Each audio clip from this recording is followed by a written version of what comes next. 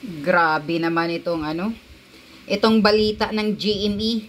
Agad pumunta sa ending na dinipinsahan daw ni President Duterte si Sara Duterte about sa confidential fund. Hindi ganun. May karapatan kaming malaman at si PRRD lalo na dahil siya ang dating presidente. May karapatan tayong lahat na malaman at magtanong. Hindi yun sa pagdidipinsa. Well, sa totoo naman talaga, pinagkaisahan nila si Sara Duterte ngayon. Lahat na pinagkaisahan eh.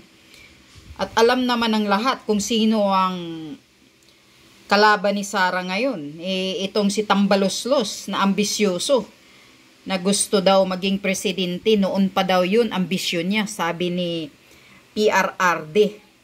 Binuking na ni President Duterte si Romualdez. Pakinggan nyo itong sinasabi ni Tatay Diggs dito. Dinepensahan ni dating Pangulong Rodrigo Duterte ang anak na si Vice President Sara Duterte sa gitna ng plano ng Kamara na alisan ng confidential funds ang civilian agencies tulad ng OVP at DepEd. May hamon din siya sa Speaker ng Kamara. At nakututok si Tina Pangiliban Perez.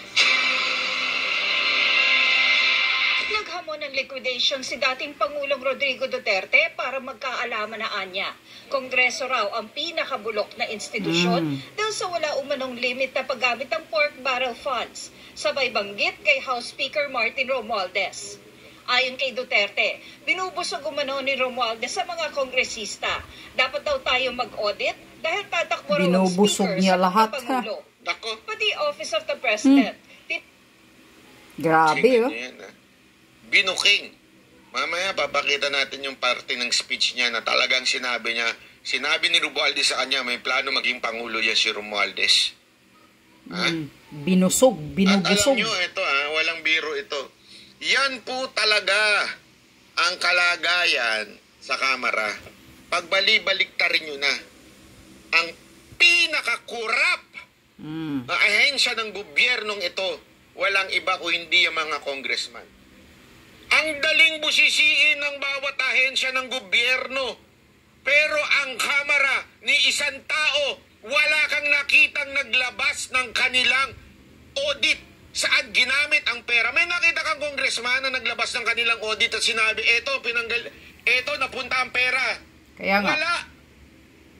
Pero ang gagaling niyang pumuna sa mga ahensya ng gobyerno. Kaya yung mga madadaldal dyan, yung mga pasikat dyan, bago kayo magpasikat, mga gunggong kayo, ilabas nyo muna kung asaan yung pera ng binibigay sa inyo ng gobyernong ito. Kaya nga sabi niya dito di ba? Sino daw Sino daw itong pati yang si Romualdez, si swallowing, sa madaling salita. Baka yan ang pinuno ng buwakan ng ina-party. Bakit? Binabuwakan ng ina-buwakaw. Hakop tanan. He is swallowing. Wow. Malalim yun, Brad. Pag hindi ka pa tinamaan yan, ang kapal na ng mukha mo. Correct. Romualdez, kaya ba ganyang kalaki ang tiyan mo dahil sa dami mong naswalo? Yung heavy luggage, naswalo mo ba yun? Yes. Kasi malaki-laki na yung mo. Tiyan.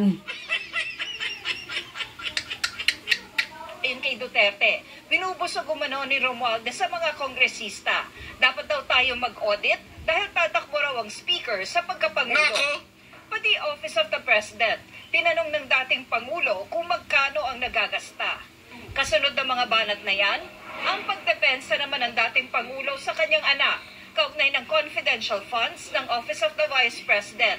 Ipinakita raw sa kanya ni VP Sara ang plano sa paggamit ng intelligence fund. Ayon sa dating Pangulo, pinayuhan niya ang bise na gamitin ang pondo sa anyay PMT at i-require ang ROTC. Payo pa ng dating Pangulo sa anak, maging prangka na at amining ang Intel Fund ay para raw ihanda ang mga utak ng Pilipino sa insurgency o paghihimagsik. Hindi na idinitalya ng nakatatanda Duterte kung paano yan gagawin batay sa plano para sa paggamit ng pondo na kanya raw nakita. Kasi ano yan ito natatawa lang ako sa balita ng GMA. Actually, sa TV5, hindi nga diniscuss alam mo, alam niyo yung panahon na kung saan ang mga media ay sip-sip sa presidente? Panahon ang media ay sip-sip sa administrasyon. Panahon ng Dilawan. Panahon ng Dilawan. Aquino. Kailang panahon yan? Kay Cory. Panahon yan ng mga dilaw. Yes. Ngayon, nauulit yung ganyang klase. Nagsasalita ang Pangulo. Tingnan nyo ending nitong balita na to. Parang ang dating, yun nga pinagtatanggol lang niya anak niya. Kaya nga. Ang dating, kaya gusto ng confidential funds ng anak niya is para pag maghimagsik. Hindi nila nakita yung buong speech na kaya niya gusto yung confidential para ihanda para yung pagmamahal ng mga estudyante sa bayan, military training. It's all against the enemy of the state. Kaya nga binanggit niya pa si Franz Castro Bakit? Yan ang number 1 na komunista daw. Yan ang sinabi ni Pangulong Duterte. Ang dating sa news na ito, parang pinagtanggol lang yung anak. Kaya nga, sobrang bias. Speaker Martin Romualdez, yan na, si Butiti. Na ng COA ang kamera. Yan lang ang pinalabas ng lintik na news na ito. Na-audit na daw ng COA ang kamera at walang problema. Yun, pinagtanggol. Bumalik tayo sa mga panahon ng dilaw kung saan ang mga media ay kontrolado ng administrasyon. And this is it. Sabi naman ng Secretary General ng Kamara, walang and no wonder, and no wonder, people who talks against this administration, they're trying to threaten. Sino pa ba ang tumatayo laban sa administrasyon natin ngayon? Tanungin ko kayo. Marami dyan mga DDS na busala na ng bibig Buti na lang etong si Maharlika, etong si Rogando Sasot, umamin na nabudol. Nagsasalita na rin sila. Nagsasalita na laban. Correct. Pero marami dun sa mga animal na DDS, tumahimik na. Bakit kanyo? Bigyan ng pwesto. Nakikinabang sa administrasyon. Nabusalsala ng pera ang bunganga. Yun ang totoo. Sino ngayon ang maingay? Tatlong kalbo. Tatlong kalbo. Hindi pala kalbo isa. Kaya ngayon, ititreten kami. Di ba? Wag ho kami. Sorry ho. Eto, sinasabi ko na sa inyo to. Wala pang isinilang sa mundong ito tatakot sa akin. Wow. Kaya nga ho ko hindi nag-asawa Wow. Isa lang ho ang tatakot sa akin. At tapang atao, pero pag-asawa, takusa. Ang solusyon? Huwag mag-asawa. Yun lang kasimple, di ba? Ang daling problema nun, Brad. Sino ba mga dito, mga takusa? Ang solusyon yan, huwag kayo mag-asawa. Hindi, yan ang totoo Di ba? Sabi nga nila, eto meron tayong kasabihan. Di ba? Ang the fall of every king, of every leader, is his wife or his queen. Mali. Di ba? Ganyan tayong kasabihan. Naniniwala ako dun. Kaya I do not have a queen. Ganun lang kasimple yun. Pwede wala akong kaka-fall. Mali. Utak lang minsan Gamit-gamit lang ng utak. Kaya ito nga sinasabi ko nga sa inyo, ito sana maintindihan natin lahat Sana maintindihan natin na ito na yun, simula na ho ito. Confidential o Intelligence Fund ang Kamara. Regular nang ino-audit ang gastusin nito at laging bukas sa Commission on Audit o COA. Base raw sa COA report noong October 2, wala ring disallowances, notice of suspension, o notice of charge ang Kamara, kaya pasado ito sa audit.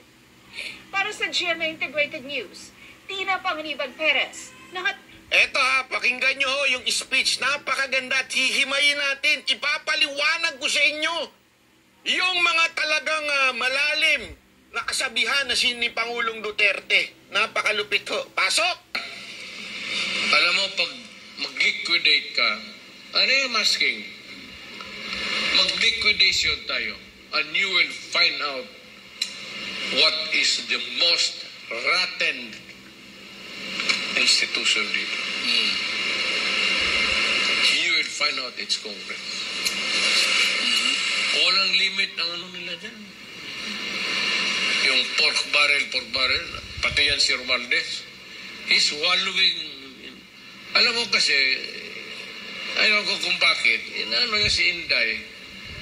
Si Inday naman is perceived to be a good candidate. But I'm saying now that Inday, as far as I'm concerned, should not run for president. Tama na yung vice president. Maganda na yan. Ibigay na niya sa iba. Bigay kang Romualdez. Mr. Romualdez, speaker. Ambisyoso. Yan ang sige bigay ng mga congressman. Pinabusog nila lahat. Pero sabi ko, mag-audit tayo. Because his speaker is poised to be or to run for president. Well and good. Gusto ko ikaw ang mapresidente. Kasi noon kaibigan kita, wala pa yan si Marcos, nakakampanya pa. May parang sinasabi ka na gusto mo. Sabi ko, okay.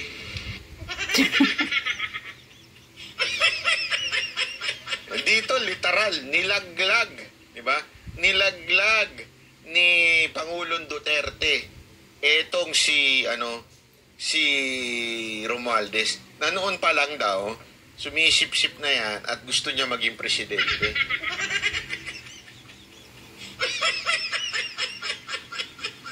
Romualdez, apaka-ambisyoso mo. Pero alam mo, natanong ko yan. Natanong ko ito kay Natanong ko ito kay Sas Sabi ko, Sas, na sobrang lakas ni VP Sara Duterte, malakas talaga Ha? Sa tingin mo, may tsansa pa si Romualdez? Kahit ba mag-ubos ng pera yan? Kahit ba iswallow niya lahat ng dapat iswallow? Alam mo, sagot ni Sas? Kahit malakas si VP Sara Duterte, ang kailangan lang nilang gawin, bugbugin. Tapyasan ng konti. Sa madaling salita, bugbugin lang ng konti. At gamitan ng smart magic. Yes. Kasi Smart magic lang naman pag-asa ni Romualdez. Masyadong malayo yung agwat. Smart magic lang ang ni Romualdez, kaya nangarap ngayon na tatakbong pagka-presidente. Mahihirapan, di ba? Mahihirapan. Sabihin mo na, ito si Romualdez. Ito si VP Sara Duterte. Mayaman to si Romualdez. Lahat gamitin niya, kapangyarihan niya, pera niya, bla bla bla. Pati media na hawak na niya ngayon lahat. Halos lahat ng media hawak niya na. Gamitin niya. Angat siyang konti. Malayo pa din. Kaya ang kailangan, bugbugin ng konti itong si... bugbugin araw-araw. Sisirain araw-araw. Tapos, magican mo ngayon na smart magic. Smart magic kaya din. may possibility. Kaya yun. Tandaan ninyo etong si Romualdez, ganun na sila ng ABS-CBN, di ba? Nasa ilalim niya na ABS-CBN. Yun Alam nga. niyo ba, DCMM, bumalik na. Yung radyo, bumalik na. Nasa ilalim na ho yan ni Romualdez. Conflict interest na rin yan. Dapat sana, hindi pwedeng ganun. Nasa ilalim na ho nila yan. Kaya nga, alam nyo, sinasabi ko na ngayon, mukhang nagagawa na nila lahat ng paraan para mawala. At alam nyo, kung ano ang pinaka lalaban na lang, social media. Yes. Kaya mag-ingay tayo ng mag-ingay. Social media na lang ang lalaban sa kanila. Eto na lang mga naninindigang vlogger at legit Duterte diehard supporter. Tama. Legit kasi maraming hindi na legit. Nakita natin yan nung nakarang eleksyon. Mga hindi sumunod sa utos ni tatay. Yan yung mga hindi legit. Correct. Pero yung legit at nananatili. Legit Sabi DDS. ko sa inyo, diba? Sinabi ko sa inyo ito Tandaan nyo ito, di ba? Sinabi ko sa inyo, oo, sige. Matatalo tayo. Natalo si Isko, di ba? Natalo si Isko. Bagsak tayo lahat. May mga natempt. Mag-Marcos. Huwag nyo nang bagitin ang pangalan. Mawa naman kayo, kailangan nila ng views. Kaya pwede sila makano ng sabayan sa utak. Kailangan lang nilang sabayan ng lokohan. Diba? O, kaya nga, pero, tayo, nanindigan tayo. Nagpatuloy tayo na pag tama, palakpakan, pag mali, banatan. Nanatili tayo dyan. Kahit na isipin lagi, pagbintangan ka lagi siya isasabihin, mayat maya, move on ka na. O, di ba? Mayat maya yan. Move on ka na. O, kasi akala nila, bitter lang tayo pagka binabanatan natin ang mali. Pero sabi ko sa inyo, one day, isang araw, lalabas ang katotohanan. At ito na ngayon. Sino talaga ang nambudol sa atin. Sa inyo pala. Lalabas kung ano ang katotohanan. Eto na, lumalabas na. Ang Banateros ay hindi lang kami ni Boss Dada at ni Coach Oli. Ang Banateros ay tayong lahat. Tayong lahat yan. Kaya sabi ko nga sa inyo, join our movement. Dahil in this movement, we are not against people. That's not our goal here. Maging katulad ng mga... Anyway, alright. Hanggang dyan lang muna yan Yon ang sinasabi ni PRRD. Ikaw, Martin Romualdez, binubusog mo ang mga congressman. Para magawa mo siguro ang gusto mo Kaya ganyan kalaki ang tiyan mo. Because you are swallowing. Ano bang swallow mo? Ano bang nilolunok mo, Martin Romualdez? Yung heavy luggage ba? Nilunok mo ba yung heavy luggage? Nagaling sa Okada daw, sabi ni Maharlika. Yun. Nagmamalinis ka kasi. Kayo, nagmamalinis, which is kayo ang pinakabulok na ahensya. Pinakakurap na ahensya ay ang mga congressman sa kamara. Yan, bulabog kayo kay PRRD. Ambisyoso ka pala. Pangalawa ka kay Lisa Sumag, si Butiti. Mga malalaking tiyan nyo kasi nagsaswalo kayo mga pera. Mga butiti. Mga butod. Kapal ng mukha ninyo.